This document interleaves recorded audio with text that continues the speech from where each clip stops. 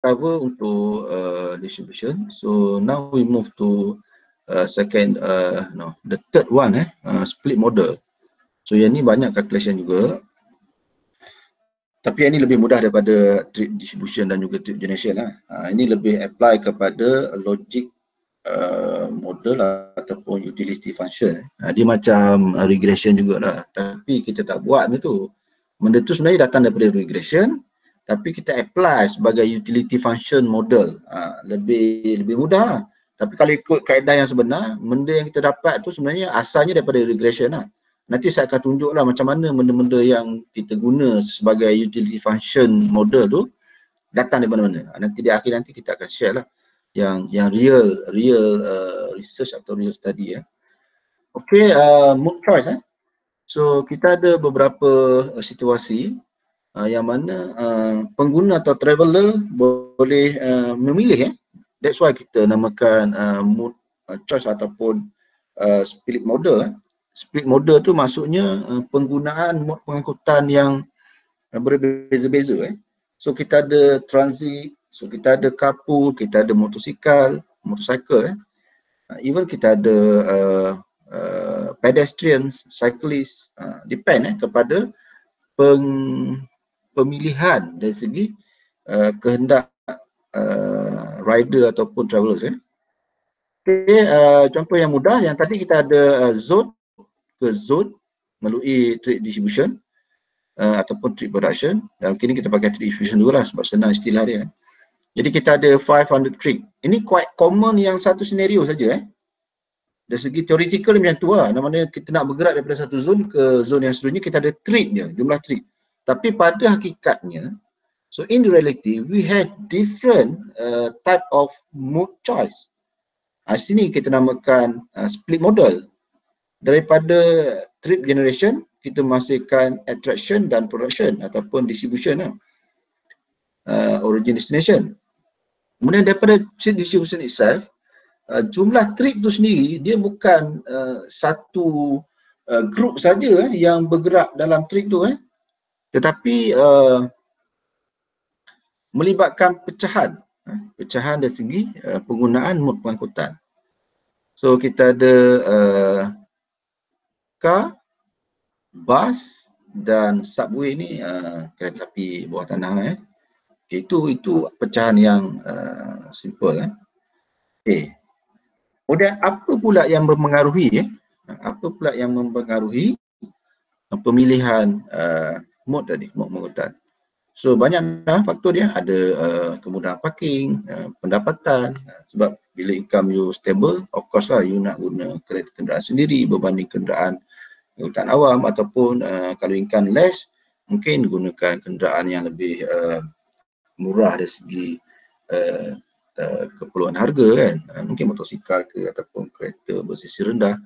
So ability of transit di lokaliti yang kita duduki residential area tu ada tak kemudahan transit, auto ownership, type of trip, nak pergi ke mana kan, nak pergi kerja ke, nak pergi shopping ke, recreational ke.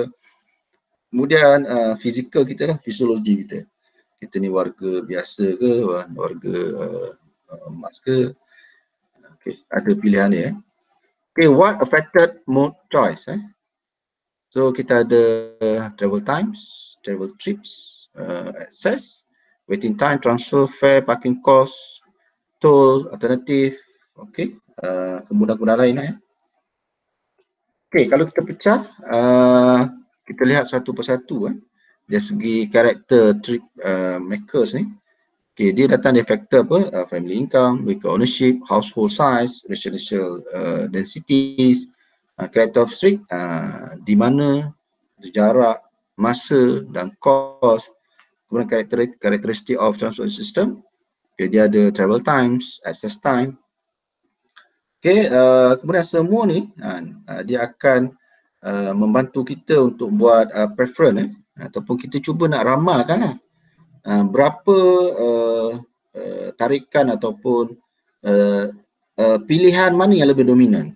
Jadi mungkin kat situ kita akan lihat faktor apa yang kita boleh consider untuk mungkin kita cuba nak ubah ataupun kita nak memberi pilihan ataupun nak tambah baik. Semua faktor tu menjadi satu menarik faktor yang kita boleh kaji dari masa ke semasa Okay, ini adalah mood choice model yang kita ada dalam split model ni.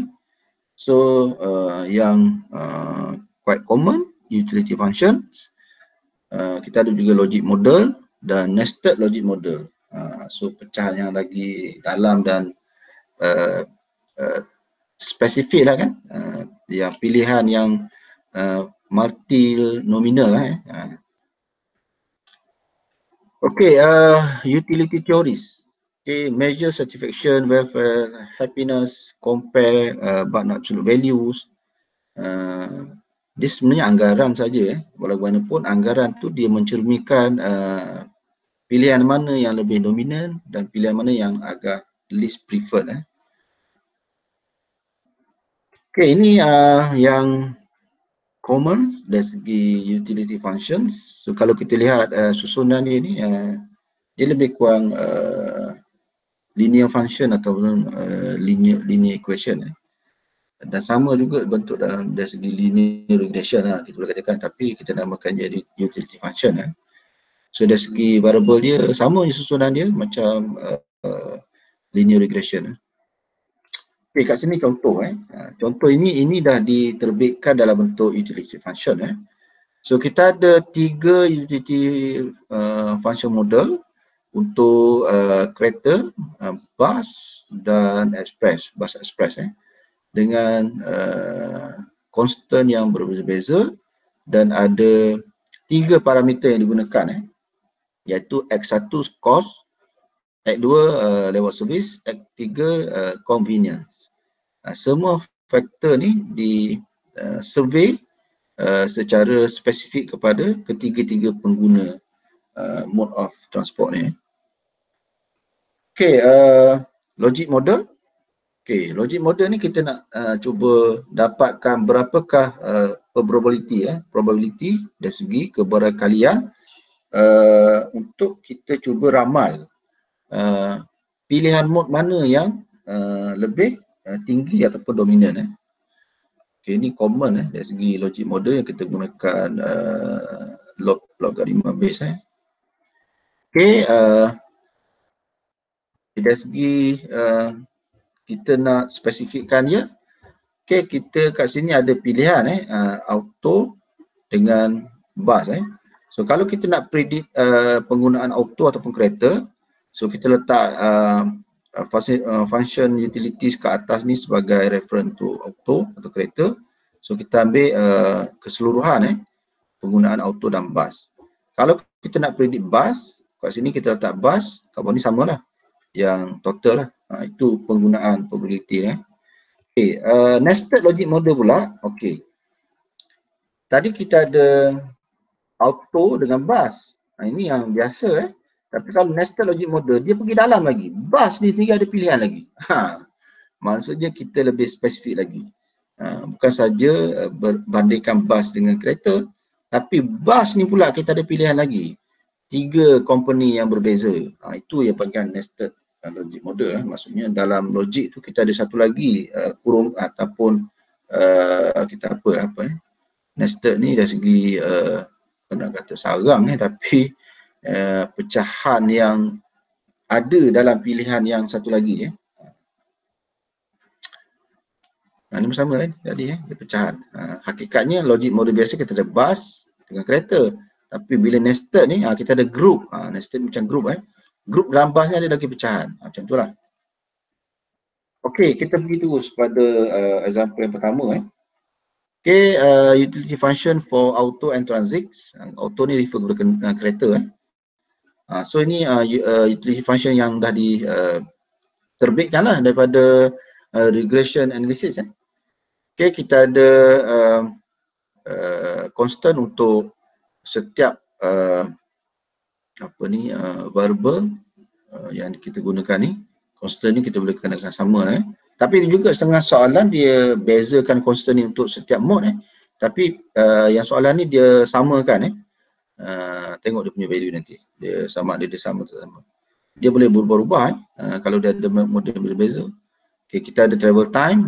Travel time ni of course dia akan berbeza lah kan penggunaan auto dan transit dan kos. Semua ni secara relatifnya akan berbeza, akan ada perbandingan. Okay, dalam kes ni dia letak nilai A dia constant dia pun berbeza faktor berbeza. So untuk auto negative 0.46, untuk transit negative 0.07 Okay, masa 20 minutes kalau kita guna kereta, kalau guna transit 30 minutes. T2 ni adalah waiting time okay. Waiting time auto lebih tinggi daripada transit. Mungkin transit ni dia tak banyak tempat yang bus stop atau terminal stop station. Okay, auto ni mungkin dari segi queue dalam network kita ada banyak intersection, signal intersection, jadi ada waiting time yang agak tinggi sikit berbanding yang ni lah. Okay, cost, of course lah kalau kita guna kereta, cost travel kita meningkat sebab kita kena bayar macam-macam. Transit ni kita bayar fare je lah, tambang je lah. Okay, kita masukkan semua parameter ni ataupun faktor ni dalam utility function untuk kereta. So kita akan dapat nilai utility dia adalah negative 9.7. Dan kita masuk dalam transit, kita akan dapat negative 11.55. So ini kita tak boleh buat conclusion lagi pilihan yang mana lebih dominan ini baru kita dapat dia punya utility values So untuk kita dapatkan pilihan yang mana lebih dominan, so kita akan apply logic model yang saya tunjuk tadi lah yang bus dengan auto tu Okay, kita akan apply formula ni. So kalau kita nak predict auto atau kereta, so auto kat atas kereta kat atas, yang bawah ni untuk keseluruhan yang kita gabungkan So kat sini kita akan dapat 0.886 untuk auto. So kalau kita kira transit pula kita dapat 0.14 or 0.14. Okay, so dari segi peratusan ini dia kata value yang dia tak dia hanya value untuk kita lihat, dia bukan numbers lah kita tak boleh kata numbers lah sebab dia kita bukan kira trip pemilik bilangan trip kita mengira peratusan atau nisbah saja yang tadi yang awal tadi saya tunjuk balik it can be compared but has no absolute value. Tapi kalau trip generation dengan trip distribution kita ada numbers tu, trip tu sendiri Tapi untuk model split ni kita mengira hanya nisbah dan juga peratusan mana yang lebih dominan. Tapi itu pun menjadi indikator untuk kita So kat sini daripada faktor yang kita ada, so kita ada 3 faktor kita ada travel times, waiting time dan cost. Walaupun cost auto ni lebih tinggi, dia masih dominan masih lagi pengguna memilih auto sebagai pilihan yang pertama berbanding transit So transit ni kita boleh kata public transport sama ada rail base ataupun bus Okay, kita lihat model yang seterusnya pula. The city decide to spend money to create and improve bike trails so that the biking becomes a viable options. What percent of trip will be bikes? So dia nak kita dapatkan berapakah nisbah ataupun persen pemilihan trip yang menggunakan bike. Bike ni boleh kita kata motosikal lah Okay, assume a bike trip similar to transit trips. Bike takes 5 minutes more than transit but no waiting time. Sebab dia boleh mencelah-celah Kalau kereta memang kena queue lah Kalau transit dia ada terminal ataupun stop area dia untuk lighting dan body. Okay, after initial purchase of bike, the trip is free. Walaupun kos awal ni kita kena belilah bike itu pun modal kos Tapi lepas kita beli sekali tu kita tak ada buat maintenance sangat apa nak maintenance sangat Okay, ini agihan dia. Yang tadi kita gunakan yang sama, cuma yang ni kita tambah satu lagi untuk bytes, untuk bytes. So sini cuma kelemahan dari segi byte travel time sebab masa ni lagi panjang lah kot sebab byte di sini dimasukkannya basikal bukannya motosikal basikal. Masa yang kita ambil kita gunakan untuk basikal ni lebih lama daripada kenderaan bermotor Okay, kalau kita kira balik yang tadi dah kita kira 2 kali kita ambil yang tadi yang ketiga ni kita dapat negatif 12.32 So bila kita masukkan dalam logic model, so kita akan dapati nilai dia okay, untuk kereta 0.81, untuk transit 0.13 dan untuk bike 0.06. So sebahagian daripada portion daripada auto dan transit telah masuk ke bike. Walau bagaimanapun bike agak least preferred.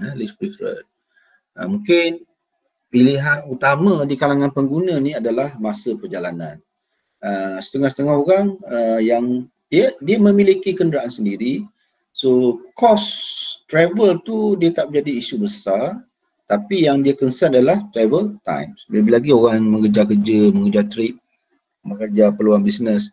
Jadi walaupun dia perlu berbelanja, they have to spend about cost of transport, but it not give some constraint to use their own transportation or their private vehicles. So walaupun transit ada kelebihan dari segi tambang lebih rendah, cost lebih rendah, tapi dia lebih prefer kepada masa perjalanan. Kalau kita lihat taburan masa perjalanan, perbezaan antara kereta dan transit 10 minit. Jadi setengah orang merasakan 10 minit ni satu benda yang sangat penting.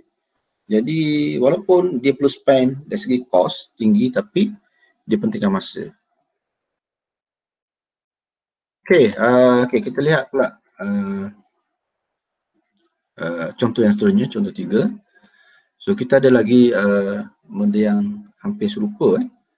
Tapi kali ini kita buat satu keadaan di mana kita ada sedikit penambahan. Okay, cuma yang pertama ni kita ada 3 variable, sama juga masa perjalanan, masa menunggu dan kos. Kalau kita bandingkan dua ni, kita boleh dapati kos untuk travel ni, transit ni lebih rendah. Saya ingat mungkin lebih 4 kali ganda rendah. Kalau 100, 2 kali, 3 kali ganda. Ini lebih rendah. 4 kali ganda lebih rendah. Walau bagaimanapun, what is the probability that person with income 10,000 will travel by transit? Sekarang ni bagaimanakah sekiranya seorang tu memiliki income 10,000, berapakah chances ataupun kebarangkalian untuk dia gunakan transit? Walaupun transit ni nampak macam okey lah kan dari segi travel time, tak comparison sangat. Adalah late sikit, lebih 5 minit berbanding tu. Okey, kalau kita masukkan dalam ni, okey, yang ni biasalah kita masukkan dia punya faktor-faktor ni. Cuma kat sini kita buat perbandingan dari segi income. Okey, 300 daripada 10,000 income dan $75 ataupun ringgit daripada 10,000 income. Maksud dia kena spend lah untuk tiap-tiap bulan cost dia. So kita tengok utility ni kita ada negatif 1.4 untuk car dan kita ada negatif 2.6 untuk transit. Okay, bila kita masuk dalam utility function, okay, sebab kita target tadi transit kan. Kalau kita tengok soalan ni, what is probability that person with income 10,000 okay, kita nak kira berapakah probability untuk dia menggunakan transit, iaitu sebanyak 23%. Maknanya tak tinggi sangat aku, mungkin 1/4 kuarter je lah. Dengan income sebanyak 10,000, mungkin 23% ataupun boleh kata kuarter 1/4 je lah yang akan menggunakan trip, menggunakan transit sebagai mode of transport mereka. Sebab income 10,000 besar, prefer pakai kenderaan sendiri, walaupun kena spend lebih kurang 300 kita kata ringgit lah kan, kos pengangkutan saja maksudnya yelah duit 10,000 kan, dia tak kisah lagi lah untuk spend 300 ringgit untuk kos pengangkutan. Okay, next. Ini pula kita lihat perbandingan dengan bus pula. Okay, mode available between zone I and zone J. Okay, kita ada satu pilihan menggunakan kereta dan B menggunakan bus. A itu auto lah, B itu bus. So sama juga sekarang ni kita ada lebihan variable iaitu access time dan congestion. Okay, kita ada waiting time dan cost. So kita ada 4 variable. Sebelum tadi kita ada 3 so ada pilihan 4 lah. Okay, so kita buat satu persatu lah. Kita buat table macam tadi lah. So kita ada access time, waiting time, congest time and cost. Kita ada taburan macam ni. Dan kita ada constant yang berbeza untuk setiap model. Bus lain, kereta lain. So kat sini masuk value ni lah. So kita masukkan semua value ni dalam utility function. So kita dapat ni lah. Untuk bus negative 0.625. Untuk bus negative 1.53. Okay. Masukkan dalam logic model. So kita akan dapati probability untuk menggunakan kereta sebanyak 71%. So masih lagi pilihan kereta ni menjadi dominan. So kalau kita lihat reality pun memang macam tu. Kalau kita atas jalan raya tu, kita tengok mana banyak kereta berbanding kenderaan lain. Of course kereta lah. Jadi memang betul lah utility function ni boleh membuat jangkaan sebegitu. What is the bus? Ni boleh cuba sendiri lah apa ni. Ambil balik dia punya parameter ni. Kalau tak pun masuk je lah, terus masuk je negatif 1.53 bahagi ni yang sama jugalah. So kita akan dapat ni lah dia punya pecahan dia. Boleh juga you nak buat satu kiraan yang shortcut 100 tolak ni lah, maksudnya 1 tolak 0.71 jadi 0.29. Boleh kan, tapi bukan cara yang proper lah. Baik kita masuk pengiraan sebegini baru dapat langkah kerja yang lebih betul lah. Tak salah boleh je nak predict ataupun nak dapat value yang cepat prompt boleh masuk 1 tolak 0.71 boleh, tapi bukan cara yang proper lah. Better we insert all the value that we calculated from utility function, then we insert for logic model, then we will obtain or calculated the correct value. Okay, next example 5. Calibrated utility functions for travel in medium size city, automobile, bus and light rail atau transit. So kita ada 2 faktor saja, iaitu travel cost and times. Okay, calculate split model. Ini termasuk dia punya tu lah, dia punya apa ni, persen tadi lah. Okay, yang kedua senario dia, if parking fees RM1 per trip imposed, what would be the split model for other modes? Okay, bus tak ada parking kan, light train atau LRT senang, LRT tak ada parking. So impose parking ni hanya pada automobil. Maknanya senario kedua ni kita ada kos yang terkini yang perlu dimasuk dalam dekat cost travel ni lah, iaitu parking fees. Okay, kita pergi yang pertama dulu. Pertama calculate model split. So ini semua parameter yang dibagi. So ini kita terjemahkan dalam ratusan. Kalau ikut sini 1.3 je kan, dia punya cost untuk tu tak apa. Kita gunakan angka ratusan ni untuk kita punya calculation. Okay, dan kita masukkan dalam utility function ni, kita akan dapat value untuk setiap mode tu lah, mode to travel tu lah. Okay, now kita kira untuk setiap mode pengangkutan. Okay, ini dia punya utility factor untuk apa ni, U1 ni kan. Okay, kita kira semua, kita akan dapat dia punya nisbah untuk keseluruhan.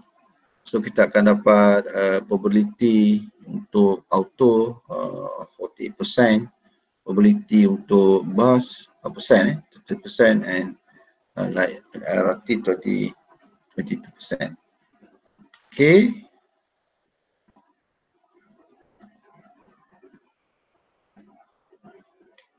Okay, if parking fees RM1 per trip impose. So parking fees ni akan berlaku pada kenderaan persendian saja sebab bas dengan LRT tak ada parking pun. Mana ada dia ada terminal dan bus stop So dia tak perlu parking. Parking pun parking untuk sepenuhnya ambil penumpang di terminal. Okay. Kat sini kita perlu tambah tambah 100 lagi lah ni. Sebab kita kira ratus lah senang kat sini untuk setarakan value dia lah kan. Okay. Bila kita dah masukkan nilai tu, kita dapat satu utility yang baru so termasuk dia punya nilai probability tu lah So now kita dapat nilai untuk persen yang baru, iaitu 43%, 33%, 24%. So ada increment mungkin sebanyak berapa 5% lah berbanding yang sebelum ni. Kalau kita tengok yang sebelum ni, yang ni 48, 22, 30, 22. So pengurangan dari segi automobil sebanyak 5% dan kenaikan dari segi pemilihan kenderaan lain ini 30, 22. So ada yang naik 3%, ada yang turun 5%. So kat sini itu dia punya perubahan lah. Ini polisi yang kita boleh ketengahkan dalam kita mencadangkan promotion untuk memilih kenderaan pengangkutan yang lebih sustainable seperti bus dan juga LRT Okay, ini yang cerita tadi efek dari segi impose new cost for parking for car. Okay, kalau kita lihat dari segi keseluruhan model split prosedur ni ataupun method ni. So kita ada pilihan dari segi motorized, non-motorized. Walaupun bagaimanapun motorized trip sangat banyak berbanding non-motorized. Dalam motorized ni kita ada kepelbagaian So commonly kita ada private and public transport. Okay, dalam private ni yang pecahan yang biasanya kita ada passenger car, semua termasuk lah kan, kereta kecil, kereta besar, ke MPV, SUV sama lah tu. Mereka kita masuk passenger car dengan kenderaan dua roda lah motorcycle. Okay, kalau public kita ada bus dan juga rail base dan juga kita boleh masuk satu lagi taxi kalau kita nak. Okay, yang ni yang dibuat kajian satu kajian dia nak kaji macam mana pengguna memilih untuk menggunakan mode pengangkutan secara pedestrian so dengan jarak yang pelbagai so dia buat satu survey daripada 100 meter hingga 1 kilometer kan. So berapakah kesanggupan yang sedia maksud individu sedia untuk berjalan kaki pada jarak yang berapa jauh. Okay, daripada survey ni kita boleh lihat dia akan berlaku perubahan apabila jarak itu melebihi 500 meter ke atas. Maknanya orang dah tak prefer untuk menggunakan kaedah berjalan kaki sebagai mode pengangkutan. Memang ada kajian pun sebelum ni kesanggupan willingness to walk in one Malaysia lebih kurang 450 meter. Okey, kalau kita lihat model dia punya shift model ni, kalau kita plot, biasanya probability ni tengah-tengah ni dia tak berlaku. Dia tak berlaku lah, maksud ni kita tak boleh nak ramal. Tapi bila dia kurang, dia akan tendensi ke sini, dan bila lebih dia tendensi ke sini. Jadi titik perubahan untuk sesuatu keadaan menggunakan probability ni berlaku sama ada di bawah 0.5 atau di atas 0.5. So it will be happen. So it will be occurs when the probability index less 0.5 or over 0.5. Okay, ini dari segi kita nak construct. Kita nak construct kita punya regression modeling menggunakan parameter yang kita guna tadi lah. So daripada sinilah kita akan dapat hasilkan dia punya utility function tadi. Okay, kalau kita lihat kat sini, ini dia punya operasi regression analysis. So kat sini kita akan keluarkan dia punya constant dan juga koefisien untuk variable berkenaan lah. Dan ini yang kita dapat hasilkan utility function ni yang dalam kita punya model space tadi. Okay, ni lagi kita lihat satu contoh lain. Dibuat perbandingan bagaimana perjalanan menggunakan bas dan juga LRT. Dan tambang dia agak berbeza-beza. Tambang dua je untuk penggunaan bas dan LRT, dua kategori. Tambang bas lebih murah daripada LRT, tapi travel time ni diubah. Maksudnya melibatkan mungkin masa menunggu dan masa perjalanan. Okay, so kat sini kita boleh lihat preference untuk bas memilih LRT.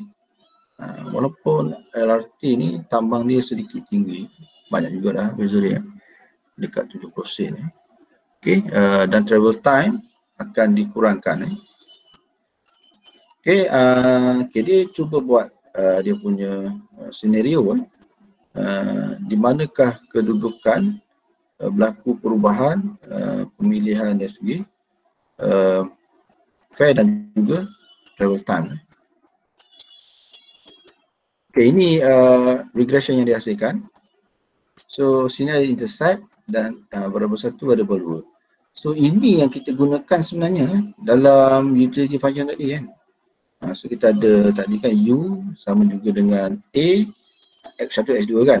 Inilah sebenarnya yang dihasilkan dalam utility function yang kita gunakan tadi. Dia dah buat analisis regression dan apply kat sini lah.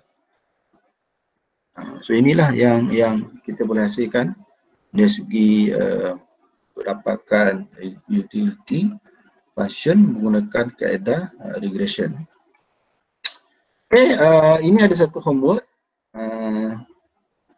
So ini saya tak wajibkan hantar. So dia tak masuk dalam assignment. Tapi saya akan masukkan juga dalam psikologi. Siapa-siapa nak hantar, sila hantar. Of course lah yang hantar ni kita consider lah kan. Pelajar ni dia dah buat satu komitmen. Kita bolehlah consider in case dia dapat markah rendah dekat mana-mana assessment sama ada dia punya test ke rendah, assignment yang dia buat rendah. Jadi ini tambahan lah pelajar-pelajar yang rasa dia nak dapat kelebihan of course lah kita akan beri pertimbangan sebab kita tak nak buat banyak-banyak assignment, nanti pelajar kata banyak assignment tersempat nak hantar, ini tak apa. Yang homework ni kategori dia open. Siapa nak hantar silakan, tak nak hantar pun tak apa. Tapi of course lah pelajar yang buat effort lebih, of course lah kita akan consider untuk dia dapat privilege, itu je. Sebab saya tak nak buat semua tu sebagai assignment, jadi mungkin setengah pelajar rasa terbeban. Okay. Kalau rasa terbeban, untuk yang case macam ni tak payah buat. Tapi untuk assignment yang kita dah tentukan, macam projek, assignment yang kita dah set awal-awal tu kan, yang sebelum ni, yang tradition. Itu memang kategori assignment yang wajib dan kena hantar. Kalau tak hantar tak ada markah. Tapi yang ini tak wajib just homework untuk you buat revision saja. Tapi yang hantar, saya consider lah pelajar ni ada effort. Saya akan beri pertimbangan untuk markah tambahan untuk kes-kes di mana mungkin dia dapat markah rendah dalam assessment yang lain. Terutamanya masa test nanti lah kot. Kalau rasa banyak boleh buat, mungkin dia ni dapat membantu lah So ini boleh buat revision selepas ni dan nanti saya akan masukkan dalam psikologi untuk pelajar tengok dan cuba buat Okay, ada apa-apa soalan untuk